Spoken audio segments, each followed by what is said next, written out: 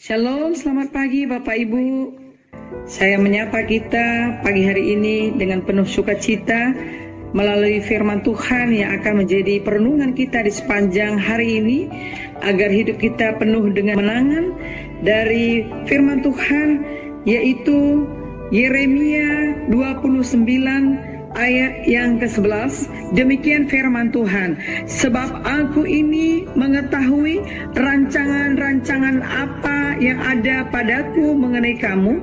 Demikianlah firman Tuhan, yaitu rancangan damai sejahtera dan bukan rancangan kecelakaan, untuk memberikan kepadamu hari depan yang penuh harapan.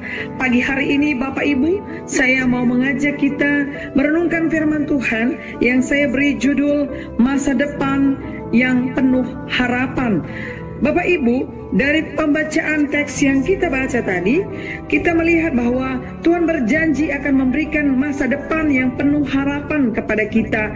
Dan bagaimana kita menyikapi rancangan Tuhan yang indah ini ketika diperhadapkan dengan realita hidup yang semakin susah dan sulit.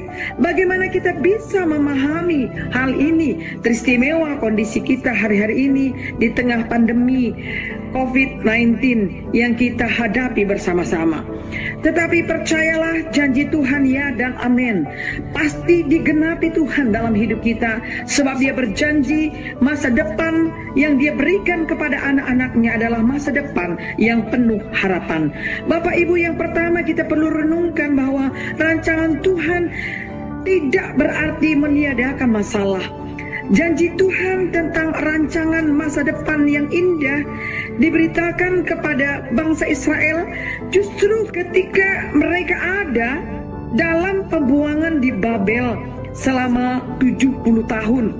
Hal ini menunjukkan bahwa rancangan Tuhan yang penuh dengan harapan itu bukan harus meniadakan masalah, tetapi yang benar adalah masalah tidak akan pernah bisa menggagalkan rancangan Tuhan dalam kehidupan mereka.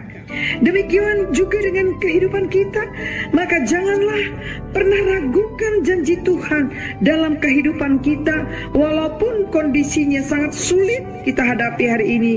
Tetapi tetaplah selalu berada dalam jalur rancangannya Tuhan. Yang kedua, bahwa rancangan Tuhan melibatkan usaha dan doa kita bersama-sama. Untuk kita mengalami rancangan Tuhan yang penuh harapan itu, Tuhan melibatkan usaha dan doa kita. Realisasi dari rancangan Tuhan dalam kehidupan bangsa Israel hanya akan nyata apabila bangsa itu mau mengusahakannya dalam kehidupan mereka. Di dalam ayat 7 firman Tuhan kita melihat bersama-sama, usahakanlah kesejahteraan kota kemana kamu aku buang, dan berdoalah untuk kota itu kepada Tuhan, sebab kesejahteraannya adalah kesejahteraanmu. Firman Tuhan mengingatkan kepada kita, itulah sebabnya Tuhan mendorong mereka untuk bekerja keras yang didasari oleh doa, agar apa yang Tuhan rancangkan menjadi sebuah kenyataan. Bapak Ibu yang Tuhan kasihi, Tuhan ingin melibatkan kita mewujudkan rancangannya yang indah. Maka dari itu, jangan oleh karena kondisi yang sulit membuat usaha kita menjadi kendor. Mungkin kondisi kita hari ini sepertinya jauh dari apa yang Tuhan rancangkan. Tetapi Bapak Ibu, kalau kita tetap berusaha dan berdoa, maka itu anugerahnya itu bekerja mewujudkan rancangannya yang indah tersebut. Dan selanjutnya kita melihat bahwa tetaplah percaya pada janji Tuhan apapun situasi kita.